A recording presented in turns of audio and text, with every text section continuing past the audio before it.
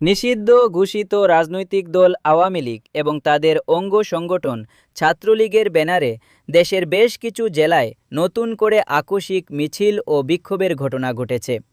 এসব সমাবেশে দলীয় নেতাকর্মীদের বর্তমান সরকারের বিরুদ্ধে বিভিন্ন স্লোগান দিতে এবং সাবেক প্রধানমন্ত্রী শেখ হাসিনার পক্ষে কথা বলতে দেখা যায়।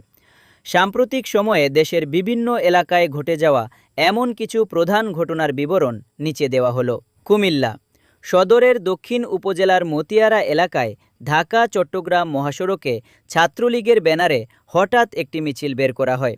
এ সময় পুলিশ ধাওয়া দিয়ে এই নিষিদ্ধ সংগঠনের প্রায় ৪৫ থেকে ৪৮ জন নেতাকর্মীকে আটকে করে।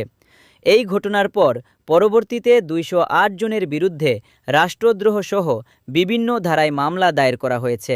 চট্টগ্রাম নগরীর বিভিন্ন জায়গায় যেমন বারিক বিল্ডিং মোড়, আগ্রাবাদ ও জিসি মোড়ে মাথায় সাদা কাপড় বেঁধে আওয়ামী লীগ ও এর সহযোগী সংগঠনের নেতাকর্মীরা অতর্কিত মিছিল বের করে। এই ঘটনার জেরে বিভিন্ন সময়ে অন্তত ৩৭ থেকে ৪৫ জন নেতাকর্মীকে গ্রেপ্তার করা হয়েছে এবং অনেকের বিরুদ্ধে মামলাও দেওয়া হয়েছে। রাজশাহী ও নোয়াখালী গত কয়েকদিনে রাজশাহীর বিভিন্ন এলাকাতেও দলটির নেতাকর্মীদের আকস্মিক মিছিল করতে দেখা গেছে। এর কিছুদিন আগে নোয়াখালীতেও পুলিশের উপস্থিতিতে ছাত্রলীগের ব্যানারে বিক্ষোভ সমাবেশ ও মিছিল হওয়ার খবর পাওয়া যায়। নারায়ণগঞ্জ সিটি কর্পোরেশনের সাবেক মেয়র ডাক্তার সেলিনা হায়াত আইভী দীর্ঘ ৩৯১ দিন বন্দি জীবন কাটানোর পর অবশেষে কারামুক্ত হয়ে নিজের বাসভবনে ফিরেছেন। গত বুধবার ৩ জুন রাত ১০টা ১০ মিনিটে গাজীপুরের কাশিমপুর কেন্দ্রীয় মহিলা কারাগার থেকে মুক্তি পান তিনি। কারাফাটক থেকে বের হয়ে তিনি সরাসরি চলে যান নারায়ণগঞ্জ শহরের মাঝদাইর কেন্দ্রীয় সিটি কবরস্থানে। সেখানে গিয়ে নিজের বাবা, মা এবং ছোট ভাইয়ের কবর জিয়ারত করেন।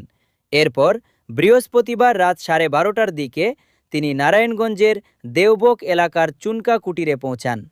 এ সময় পরিবারের সদস্য ও আত্মীয় স্বজনরা তাকে আবেগাপ্লুত হয়ে স্বাগত জানান।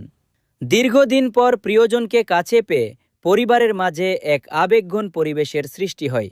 আইভীর ফিরে আসার খবর পেয়ে রাত থেকেই তার বাড়ির সামনে শতাধিক স্থানীয় বাসিন্দা ও সমর্থক ভিড় জমান। তবে আইন শৃঙ্খলা পরিস্থিতি নিয়ন্ত্রণে রাখতে পুলিশ সেখান থেকে অনেককে সরিয়ে দেয়।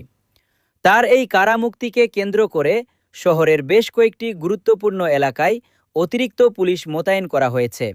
এমনকি তার বাড়ির সামনেও বিপুল সংখ্যক পুলিশ সদস্যকে সতর্ক অবস্থানে দেখা যায়। উল্লেখ্য, বৈষম্য বিরোধী ছাত্র আন্দোলনের সময় সংঘাতের ঘটনায় দায়ের হওয়া ১২টি মামলায় গত বছরের ৯ মে তাকে গ্রেপ্তার করা হয়েছিল। পরবর্তীতে সবকটি মামলায় পর্যায়ক্রমে জামিন পেলেও আইনি জটিলতার কারণে তার মুক্তি পেতে বেশ কিছুটা বিলম্ব হয়। অবশেষে আদালতের চূড়ান্ত আদেশ ও প্রয়োজনীয় নথিপত্র কারাগারে পৌঁছানোর পর তার এই মুক্তি কার্যকর করা হয়। আইভীর এই কারামুক্তি এবং নারায়ণগঞ্জে ফিরে আসার ঘটনাটি স্থানীয় রাজনৈতিক অঙ্গনে নতুন করে বেশ আলোচনার জন্ম দিয়েছে।